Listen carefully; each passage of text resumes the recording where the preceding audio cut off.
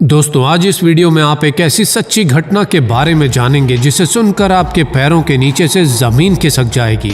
सोचिए, अगर किसी इंसान को बेहोश करके रेगिस्तान के बीचों बीच मरने के लिए छोड़ दिया जाए, जहां मीलों दूर तक केवल रेगिस्तान हो, न पीने के लिए पानी, न खाने के लिए भोजन, न आसपास कोई इंसान, न पेड़, न पौधे, न जीव, न जंतु, बस मीलों दूर तक सिर्फ रेत ही रेत और 45 डिग्री की चिलचिलाती गर्मी।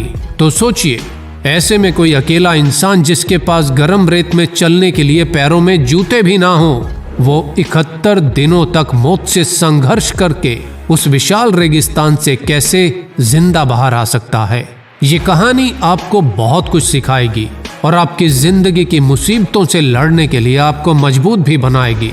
तो इस कहानी को अंत तक जरूर देखना।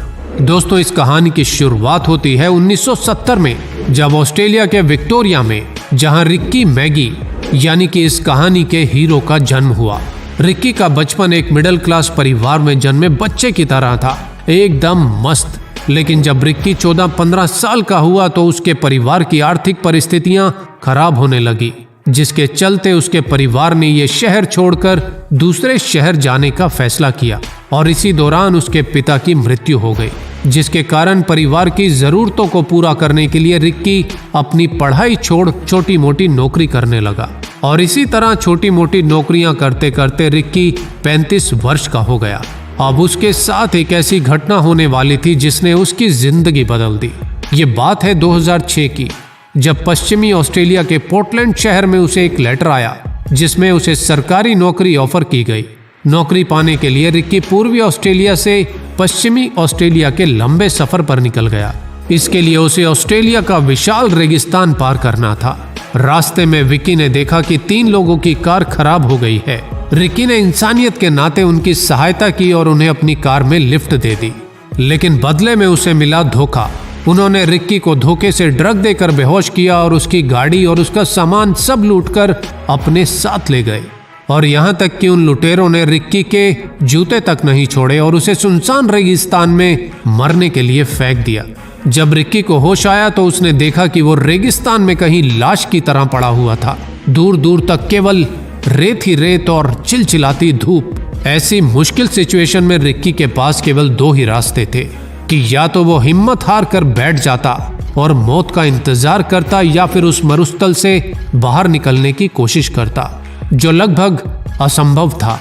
लेकिन रिक्की ने अपनी सारी हिम्मत बटोरी और सोचा कि एक ही दिशा में चलता रहूंगा तो शायद बाहर निकल सकता हूं।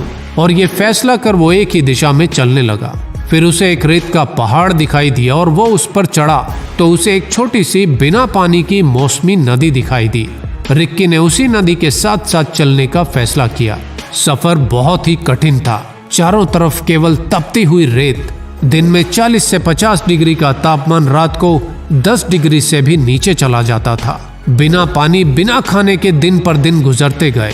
अपनी भूख मिटाने और जिंदा रहने के लिए उसे रास्ते में जो भी मिला, सांप, मेंढक, चींटियां, छिपकलियां या फिर झाड़ियों की जड़ें तक भी वो खा लेता। इस सफर के दौरान वो कई बार गिरा, कई बार बेहोश हुआ और गंभीर रूप से बीमार भी हुआ। लेकिन हर बार वो अपनी हिम्मत बटोरकर फिर उठ जाता और फिर चलने लगता। इतनी विषम परिस्थितियों में बस एक ही चीज रिक्की के पक्ष में थी, और वो था बरसात का मौसम, जिसकी वजह से कभी कभी होने वाली हल्की फुल्की बरसात की वजह से छोटे छोटे गड्ढों में इकट्ठा होने वाला बरसात का थोड़ा सा पानी भी रिक्की के लिए किसी जीवन अमृत से कम नहीं था। लेकिन फिर भी रिक्की को कई बार पानी ना मिलने पर जिंदा रहने के लिए अपना पेशाब भी पीना पड़ा। जैसे जैसे दिन गुजरते गए, हालात खराब होते गए। उसके शरीर का वजन तेजी से कम होता गया। शरीर कंकाल की तरह दिखने लगा। उसका शरीर इतना कमजोर हो गया कि वो दिन में कई बार बेहोश हो जाता। ऐसे में कई बार उसके मन में आत्महत्या का विचार भी आया, लेकिन उसने हिम्मत नहीं हारी और आखिरी सांस तक कोशिश करने का संकल्प किया। और इसी तरह 71 दिनों तक हर दिन मौत से लड़ते हुए संघर्ष करता रहा। हर दिन इस आशा के साथ कि आज मैं इस मरुस्थल से बाहर निकल जाऊंगा। और 72वें दिन वो चलते चलते बिरिंडुडू कैटल स्टेशन के पास पहुंच गया, जहां मार्क क्लिफर्ड नाम के व्यक्ति की नजर उस पर पड़ी।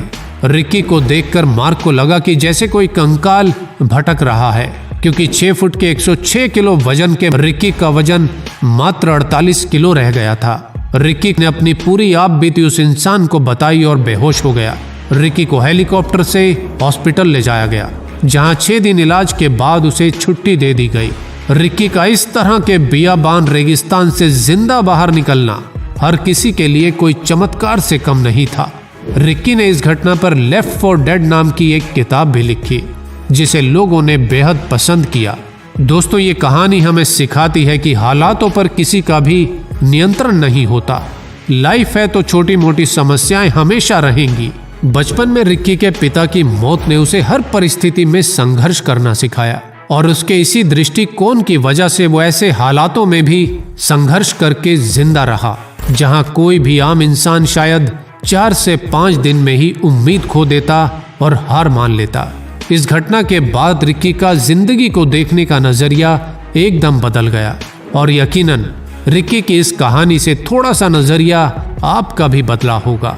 तो दोस्तों, हालात कैसे भी हो, यदि आप विश्वास का दामन थामे रखते हैं और अपना 100% देते रहते हैं, तो हालात भी एक ना एक दिन हार मान जाते हैं और आपकी जीत निश्चित होती है। दोस्तों, यदि इस कहानी ने आपको प्रभावित किया हो तो इस वीडियो को ज्यादा से ज्यादा लोगों के साथ